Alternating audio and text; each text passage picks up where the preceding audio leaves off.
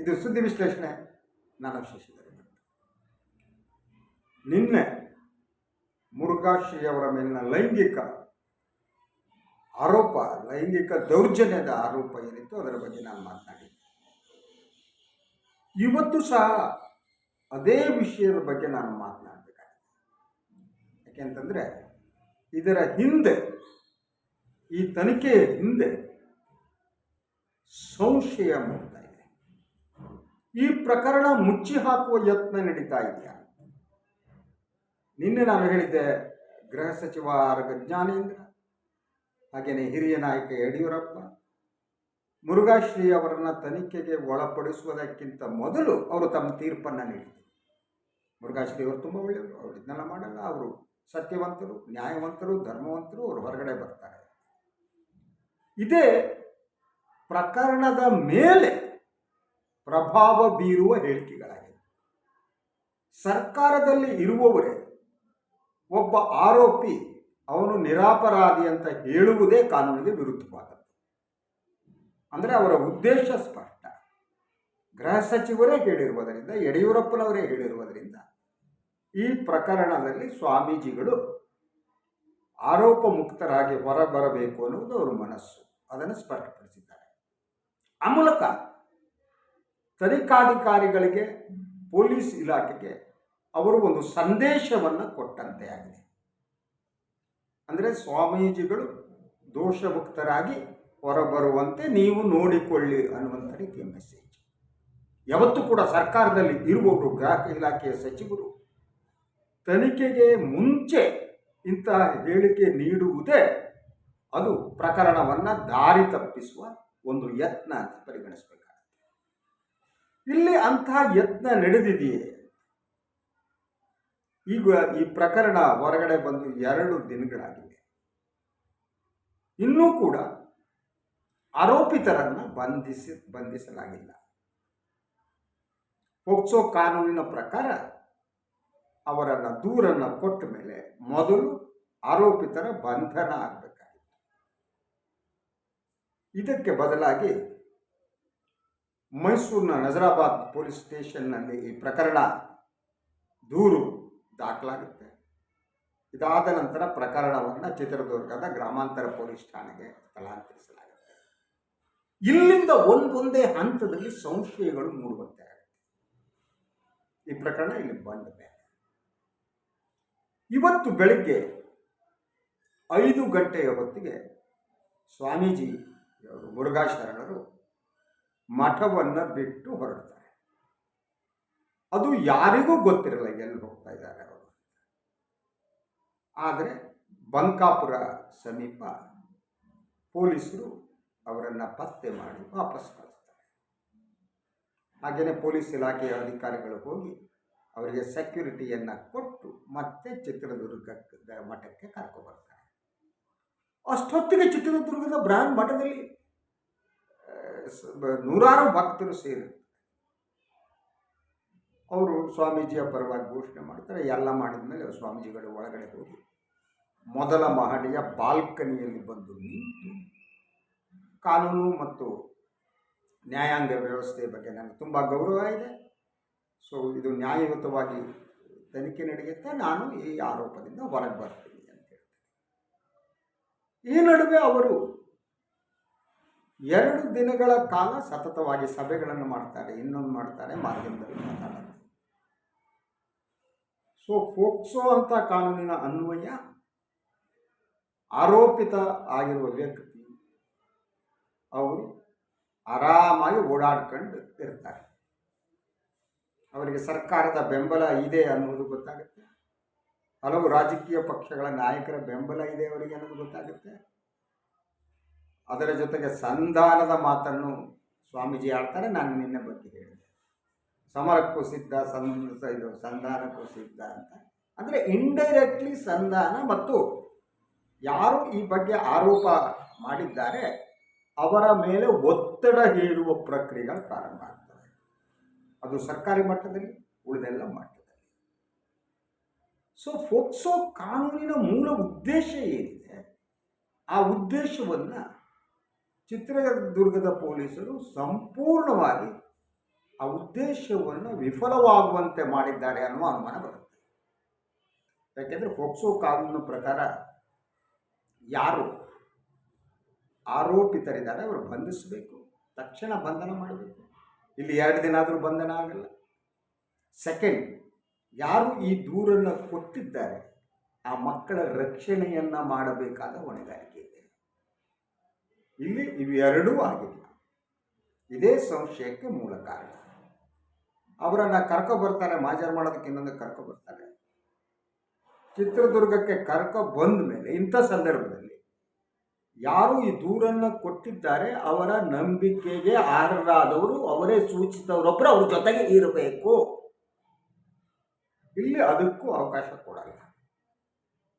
ಬಾಗಿಲಕ್ಕಂಡು ಒಳಗಡೆ ಕರ್ಕೊಂಡೋಗಿ ತನಿಖೆ ಮಾಡ್ತಾರೆ ಪೊಲೀಸರು. ಸೊ ಯಾರು ಅವರ ಜೊತೆಗಿರಬೇಕೋ ಯಾರೂ ಇರಲ್ಲ. ಅಂದರೆ ಆ ಮಕ್ಕಳು ಮುಕ್ತವಾಗಿ ಏನು ಆರೋಪದ ಬಗ್ಗೆ ಮಾತನಾಡುವ ಅವಕಾಶವನ್ನು ಇಲ್ಲಿ ಕಸಿದುಕೊಳ್ಳಲಾಗಿದೆ. ಆ ಮೂಲಕ ಫೋಕ್ಸೋ ಕಾನೂನಿನ ಮೂಲ ಉದ್ದೇಶ ಇಲ್ಲಿ ವಿಫಲವಾಗ್ತಾ ಇದೆ.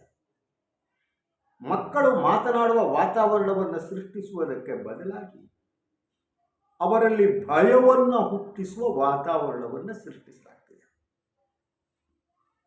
ಭಯದಲ್ಲಿ ಮಕ್ಕಳು ಬೇರೆ ರೀತಿ ಹೇಳಿಕೆ ನೀಡುವ ಅಪಾಯ ಇರುತ್ತೆ. ಪುಟ್ಟ ಮಕ್ಕಳು, SLC ಓದುವ ಮಕ್ಕಳು, ಈ SLC ಓದುವ ಮಕ್ಕಳು ಏನಿದ್ದಾರೆ ಅವ್ರು ಅಂಥವ್ರು ಸುಳ್ಳು ಹೇಳುವ ಸಂಭವ ಕಡಿಮೆ. ಯಾಕಂದರೆ ಸುಳ್ಳು ಹೇಳೋದಕ್ಕೆ ಒಂದು ಮೋಟಿವ್ ಬೇಕು. ಯಾವುದೇ ಕ್ರೈಮ್ ಅಂದ್ಕೊಳ್ಳಿ ನೀವು, ಆ ಕ್ರೈಮ್ ಮಾಡುವುದಕ್ಕೆ ಒಂದು ಮೋಟಿವ್ ಬೇಕಾಗುತ್ತೆ. ಹಾಗೆಯೇ ಯಾರ ಬಗ್ಗೆ ಆರೋಪ ಮಾಡುವುದಿದ್ದರೆ ಅದಕ್ಕೊಂದು ಮೋಟಿವ್, ಉದ್ದೇಶ ಅನ್ನೋದಿರುತ್ತೆ. ಈ ಮಕ್ಕಳಿಗೆ ಎಂಥ ಉದ್ದೇಶ ಇರೋಕ್ಕೆ ಸಾಧ್ಯ? ಯಾಕೆ ಅಂದರೂ ಅವರು ಮಠದ ಹಾಸ್ಟೆಲ್ನಲ್ಲಿ ಇದ್ದಂಥವ್ರು. ಅವರು ಚಿತ್ರದಿಂದ ಹೊರಟು ಬೆಂಗಳೂರಿಗೆ ಬಂದು ಬೆಂಗಳೂರಿನ ಪೊಲೀಸ್ ಸ್ಟೇಷನ್ ನೋಡಿ ಅಲ್ಲೇನೋ ಸಾಧ್ಯ ಆಗದೆ ಮೈಸೂರಿಗೆ ಹೋಗಿ ಒಡನಾಡಿ, ಅಂದರೆ ಅವರು ಸುದೀರ್ಘವಾಗಿ ಈ ದೂರನ್ನು ಕೊಡಬೇಕು ಅಂತ ಹೋಗಿದ್ದಾರೆ. ಆದ್ದರಿಂದ ಅವರಲ್ಲಿ ದುರುದ್ದೇಶ ಇದೆ ಅಂತ ನಂಬುವುದು ಕಷ್ಟ. ಇನ್ಯಾರದೋ ಒತ್ತಡ ಇದೆ ಅನ್ನುವ ಆರೋಪ ಏನಿದೆ, ಒತ್ತಡ ಇದ್ರೂ ಮಕ್ಕಳು ಈ ರೀತಿ ಒತ್ತಡಕ್ಕೆ ಒಳಗಾಗುವ ಸಂಭವ ಕಡಿಮೆ. ಇನ್ನು ಆರೋಪದ ವಿಚಾರಕ್ಕೆ ಬರೋಣ. ಸೊ ಇವರು ಈ ಇಬ್ಬರು ಮಕ್ಕಳು ಕೊಟ್ಟಿರುವ ದೂರಿನ ಪ್ರಕಾರ ಒಂದು ಮಗುವಿಗೆ ಸುಮಾರು 3 ವರ್ಷದಿಂದ, ಇನ್ನೊಂದು ಮಗುವಿಗೆ 2 ವರ್ಷಗಳಿಂದ ಲೈಂಗಿಕ ದೌರ್ಜನ್ಯ ಅವರ ಮೇಲೆ ನಡೆಸಲಾಗಿದೆ ಅನ್ನೋದು ಆರೋಪ. ಅಂದರೆ ಕ್ರೈಮ್ ನಡೆದುಬಿಟ್ಟು 3 ವರ್ಷ ಕಳೆದೋಗ್ತಿದೆ. ಸೊ ಸತತವಾಗಿ ನಡೆದ ತಮ್ಮ ಮೇಲಿನ ಲೈಂಗಿಕ ದೌರ್ಜನ್ಯ ಏನಿದೆ, ಆ ದೌರ್ಜನ್ಯವನ್ನು ಇನ್ನೂ ತಡೆಯುವುದಕ್ಕೆ ಸಾಧ್ಯವೇ ಇಲ್ಲಪ್ಪ ಶಿವ ಅಂತೇಳಿ ದೂರು ಕೊಟ್ಟಿರ್ಬೋದು. ಆ ಸಾಧ್ಯತೆ, ಯಾಕೆಂದರೆ ಇನ್ನು ನಂತರ ಸಾಧ್ಯ ಇಲ್ಲ. ಈ ನೋವನ್ನು, ಈ ದೌರ್ಜನ್ಯವನ್ನು ಎಲ್ಲಿಯವರೆಗೆ ನಾನು ಸಹಿಸಲಿ ಅನ್ನುವ ಭಾವಕ್ಕೆ ಬಂದಿರಬಹುದು. ಸೊ ಆದರೆ ಮೊದಲು ಅದನ್ನು ಪ್ರತಿರೋಧ ಮಾಡೋಕ್ಕಾಗಲ್ಲ. ಯಾಕಂದರೆ ಮಠ ಅದು, ಅಲ್ಲೇ ಓದ್ತಾ ಇದ್ದ ಮಕ್ಕಳು, ಅವರಿಗೆ ತಕ್ಷಣ ದೂರು ಕೊಡುವುದಕ್ಕೆ ಆಗದೇ ಇರಬಹುದು. ಆದರೆ ಈಗ ಘಟನೆ ನಡೆದು ಸುಮಾರು 2-3 ವರ್ಷಗಳಾದ್ದರಿಂದ ಈ ಪ್ರಕರಣದಲ್ಲಿ ತಕ್ಷಣ ಸಿಗುವ ಸಾಕ್ಷ್ಯಾಧಾರಗಳನ್ನು ಸಂಗ್ರಹಿಸಬೇಕಾಗಿತ್ತು ಪೊಲೀಸರು. ಆ ಕೆಲಸವನ್ನೇ ಮಾಡಿಲ್ಲ. ಅದರ ಜೊತೆಗೆ ಈಗಾಗಲೇ ವಿಳಂಬ ಆಗಿರುವುದರಿಂದ ಸಾಕ್ಷ್ಯಾಧಾರಗಳು ಸಿಗುವ ಸಂಭವ ಕಡಿಮೆ. ಒಂದು ಲೈಂಗಿಕ ದೌರ್ಜನ್ಯದ ಸಂದರ್ಭದಲ್ಲಿ 2-3 ರೀತಿಯ ಸಾಕ್ಷ್ಯಾಧಾರಗಳು ದೊರಕುತ್ತವೆ. ಒಂದು, ಸಂಭೋಗ ನಡೆಸಿದ್ರೆ ಆವಾಗ ಆ ವೀರ್ಯ ಏನಿರುತ್ತೆ, ಆ ವೀರ್ಯ ಬಟ್ಟೆಗಳ ಮೇಲೋ ಇನ್ನೆಲ್ಲೋ ಇರಬೇಕು. ಬಟ್ ಈಗ ಅದು ಇರುವ ಸಾಧ್ಯತೆ ಇಲ್ಲ. ಯಾಕಂದರೆ ಬಟ್ಟೆ ಸಾಕಷ್ಟು ಬದಲಾಗಿ ತೊಳೆದು ಹೋಗ್ತದೆ, ಆ ಸಾಕ್ಷ್ಯಾಧಾರ ಸಿಗಲ್ಲ. ಅಂದ್ರೆ ಲೈಂಗಿಕ ದೌರ್ಜನ್ಯ ಅನ್ನುವುದಕ್ಕೆ ಸಿಗಲ್ಲ. ಆದರೆ ಆ ಹೆಣ್ಣು ಮಕ್ಕಳ ಮೇಲೆ ಅಥವಾ ಹೆಣ್ಣು ಮಕ್ಕಳು ಸಂಭೋಗ ಕ್ರಿಯೆಗೆ ಒಳಗಾಗಿದ್ದಾರೆಯೇ ಇಲ್ಲವೇ ಅನ್ನೋದು ಪರಿಶೀಲಿಸಕ್ಕೆ ಸಾಧ್ಯ. ಅದು ಪರಿಶೀಲಿಸಿದ ಮೇಲೆ ಇಂಥವರೇ ನಡೆಸಿದ್ದಾರೆ ಅಂತ ಅದು ಸಾಬೀತುಪಡಿಸುವುದು ಇನ್ನೂ ಕಷ್ಟ ಸಾಧ್ಯ. ಅದು ಅಷ್ಟು ಸುಲಭ ಅಲ್ಲ. ಸೊ ಸೊ ಏನು ಒಂದು ಈ ವಿಳಂಬವೇ ಏನಿದೆ ಅದು ಬಹುದೊಡ್ಡ ಸಮಸ್ಯೆ ಆಗುವ ಚಾನ್ಸಸ್ ಇದೆ. ಒಂದು ಸಾಕ್ಷ್ಯಾಧಾರಗಳು ಸಿಗದೇ ಇರುವಂಥದ್ದು, ಅದು ಬಹಳ ಮುಖ್ಯವಾದದ್ದು. ಯಾಕಂದರೆ ನೀವು ವೈಜ್ಞಾನಿಕವಾಗಿ ಅದನ್ನು ಪ್ರೂವ್ ಮಾಡೋದು ಕಷ್ಟ, ಸಾಕ್ಷ್ಯಾಧಾರಗಳು ಸಿಗಲ್ಲ. ಹಾಗಿದ್ರೆ ಪೊಲೀಸರು ಸಾಕ್ಷ್ಯಾಧಾರಗಳು ಸಿಗದೇ ಇರಲಿ ಅಂತಾನೆ ಪೊಲೀಸರು ಈ ತನಿಖೆಯಲ್ಲಿ ಕೈಗೆತ್ತಿಕೊಂಡಿದ್ದಾರೆಯಾ? ನೋಡಿ, ಇವತ್ತು ಮುರುಘಾ ಮಠಕ್ಕೆ ಜಿಲ್ಲಾಧಿಕಾರಿಗಳು ಹೋಗಿ ಬರ್ತಾರೆ, ಪೊಲೀಸ್ ಅಧಿಕಾರಿಗಳು ಹೋಗಿ ಬರ್ತಾರೆ. ಆದರೆ ಯಾಕೆ ಹೋಗ್ತಾರೆ ಅವರು? ಸ್ವಾಮೀಜಿಗಳ ಪ್ರಸಾದ ತಗೊಳಕ, ಆಶೀರ್ವಾದ ಪಡ್ಕೊಳಕ, ಕಾಲಿಗೆ ಬೀಳಕ್ಕ? ನಾವು ಈಸ್ ಎನ್ ಅಕ್ಯೂಸ್ಡ್. ನಾನು ಅವರು ಈ ಕ್ರೈಮ್ ಮಾಡಿದ್ದಾರೆ ಅಂತ ಹೇಳಿದ್ದಾರೆ, ಅದು ನ್ಯಾಯಾಲಯ ಪ್ರೂವ್ ಮಾಡಬೇಕು, ಗೊತ್ತಿಲ್ಲ ನನಗೆ. ಆದರೆ ಅವ್ರ ಮೇಲೆ ಆರೋಪ ಇದೆ. ಒಬ್ಬ ಸ್ವಾಮೀಜಿಯ ಮೇಲಿರುವ ಆರೋಪಕ್ಕೂ ಒಬ್ಬ ಸಾಮಾನ್ಯ ವ್ಯಕ್ತಿಯ ಮೇಲಿರುವ ಆರೋಪಕ್ಕೂ ವ್ಯತ್ಯಾಸ ಇದೆಯಾ? Crime is N crime. ಯಾರ ಕ್ರೈಮ್ ಮಾಡಿದ್ರು ಕ್ರೈಮೇ ಇದೆ. ಸೊ ಅವ್ರ ಮೇಲೆ ಕ್ರಮ ಕೈಗೊಳ್ಳಬೇಕಾದ್ರೆ ಪೊಲೀಸರ ಕೆಲಸ. ಆದರೆ ಬೆಳಗಿಂದ ಪೊಲೀಸರು ಸೆಕ್ಯೂರಿಟಿ ಕೊಟ್ಟು ಸ್ವಾಮೀಜಿಗಳನ್ನ ವಾಪಸ್ ಕರ್ಕೊಂಡು ಬರ್ತಾರೆ. ಅಧಿಕಾರಿಗಳೆಲ್ಲ ಹೋಗಿ ಸ್ವಾಮೀಜಿಗಳ ಹತ್ರ ಹೋಗ್ತಾರೆ. ಸ್ವಾಮೀಜಿಗಳು ಹಲವರ ಜೊತೆ ಡಿಸ್ಕಸ್ ಮಾಡ್ತಾರೆ. ನಂತರ ತಮ್ಮನ್ನು ಬಂಧನ ಮಾಡ್ಬೋದು ಅಂತೇಳಿ ನ್ಯಾಯಾಲಯಕ್ಕೆ ಆಂಟಿಸಿಪೇಟರಿ ಬೇಲ್ ತಗೊಳ್ಳೋಕೆ ಅರ್ಜಿ ಹಾಕ್ತಾರೆ. ಈ ಒಂದೊಂದೇ ಗಮನವನ್ನು ತೆಗಿತಾ ಹೋಗಿದ್ದೀವಿ ನೋಡ್ತಾ ಹೋಗಿ ಪ್ರಕರಣದಲ್ಲಿ. ಒಂದು ಕಡೆ ಸ್ವಾಮೀಜಿಗಳು ತಮ್ಮ ರಕ್ಷಣೆಗೆ ಯತ್ನ ಮಾಡ್ತಿದ್ದಾರೆ. ಅವರ ರಕ್ಷಣೆಗೆ ಯತ್ನಕ್ಕೆ, ಕಾನೂನಾತ್ಮಕವಾಗಿ ರಕ್ಷಣೆ ಪಡೆಯುವುದಕ್ಕೆ ಪೊಲೀಸರು, ಸರ್ಕಾರವು, ರಾಜಕಾರಣಿಗಳು ಬೆಂಬಲವನ್ನು ಕೊಡ್ತಿದ್ದಾರೆ. ಎಲ್ಲಿಯವರೆಗೆ ಈ ವ್ಯವಸ್ಥೆ ಬಂದಿದೆ ನೋಡಿ. ಇಂಥ ಸಂದರ್ಭದಲ್ಲಿ ಸ್ವಾಮೀಜಿಗೆ ಶಿಕ್ಷೆ ಆಗುತ್ತೆ ಅಂತ ಅನ್ಸಲ್ಲ. ಕರ್ನಾಟಕದಲ್ಲಿ ಲೈಂಗಿಕ ಹಗರಣ ನಡೆಸಿದ ಸ್ವಾಮಿಗಳೆಲ್ಲ ಎದೆ ಉಬ್ಬಿಸಿ ಹೋಗ್ತಿದ್ದಾರೆ. ಅವರು ಅಡ್ಡಪಲ್ಲಕ್ಕಿ ಉತ್ಸವದಲ್ಲಿ ನಿರತರಾಗ್ತಿದ್ದಾರೆ. ತಮ್ಮ ಪಾದಪೂಜೆಗಳನ್ನು ಮಾಡಿಸ್ಕೊತಾ ಇದ್ದಾರೆ. ತಾವೇ ದೈವಾಂತ ಸಂಭೂತರು ಅಂತ ಹೇಳ್ತಿದ್ದಾರೆ. ಅವರು ನಡೆಸಿರುವ ಎಲ್ಲ ಅವರ ಮೇಲಿರುವ ಆರೋಪಗಳು ಸರಿಯಾದ ವಿಚಾರಣೆಗಳಿಲ್ಲದೆ ಮುಚ್ಚಿ. ಈಗ ಇದು ಅಪ್ರಾಪ್ತ ವಯಸ್ಸಿನ ಮಕ್ಕಳ ಮೇಲೆ ನಡೆದ ದೌರ್ಜನ್ಯ ಆರೋಪ ಇದೆ, ಲೈಂಗಿಕ ದೌರ್ಜನ್ಯ. ಸ್ವಲ್ಪ ಮಾನವಂತರಾಗಿ ಬದುಕೋದು ಬೇಡವಾ ಸರ್ಕಾರದಲ್ಲಿರುವವರು? ಅರಗದ ಜ್ಞಾನೇಂದ್ರ, ಯಡಿಯೂರಪ್ಪ ತನಿಖೆ ಬಿಡಿ, ಸ್ವಾಮೀಜಿ ತಪ್ಪು ಮಾಡಿದ್ರೆ ಬರಲಿ, ಬಟ್ ತನಿಖೆಯನ್ನು ಹಾದು ತಪ್ಪಿಸುವ ಕೆಲಸವನ್ನು ಪೊಲೀಸರೇ ಮಾಡಿದರೆ, ನಿಮ್ಮ ಕೃಪಾಶೀರ್ವಾದದಿಂದ, ನಿಮ್ಮ ಸೂಚನೆಯಿಂದ ಅವರು ಮಾಡ್ತಿದ್ದಾರೆ ಅಂತ ಆಗಲ್ವಾ? ಹಾಗಿದ್ದರೆ ಈ ದೇಶದಲ್ಲಿ ಕಾನೂನು ಸಾಮಾನ್ಯರಿಗೆ ಒಂದು, ರಾಜಕಾರಣಿಗಳಿಗೆ ಒಂದು, ಮಠಾಧೀಶರಿಗೆ ಒಂದು,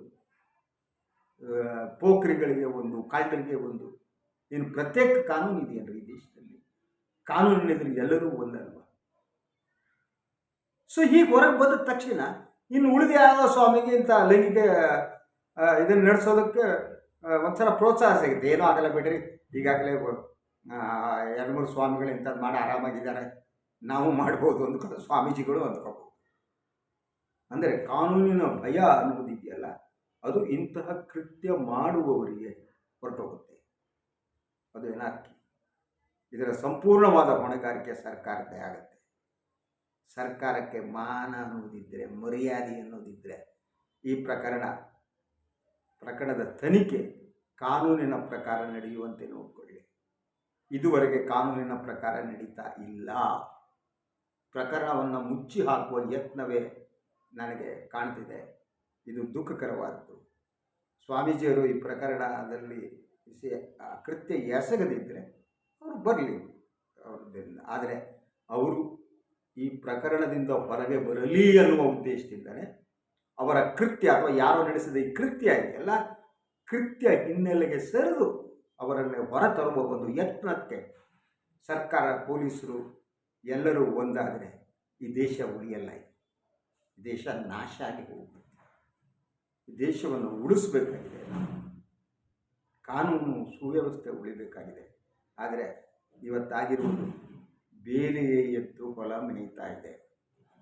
ಇನ್ನು ಪೈರನ್ನು ಕಾಪಾಡುವವರು ಯಾರು? ಈ ಪ್ರಶ್ನೆಯನ್ನು ನೀವು ನಿಮ್ಮಲ್ಲಿ ಕೇಳ್ಕೊಳ್ಳಿ. ನಿಮ್ಮ ಭಕ್ತಿ ಮತ್ತೊಂದು ಇರಲಿ. ಕಾನೂನು ಪ್ರಕ್ರಿಯೆ ಇವತ್ತು ಸರಿಯಾಗಿ ನಡೀತಾ ಇಲ್ಲ ಅಂತ ಹೇಳ್ತಾ ಇವತ್ತಿನ ಈ ಸುದ್ದಿ ವಿಶ್ಲೇಷಣೆಯನ್ನು ಮುಗಿಸ್ತೀನಿ. ಮತ್ತೊಮ್ಮೆ ತಮ್ಮನ್ನು ಭೇಟಿ ಮಾಡ್ತೀನಿ. ಎಲ್ಲರಿಗೂ ಒಳ್ಳೆಯದಾಗಲಿ.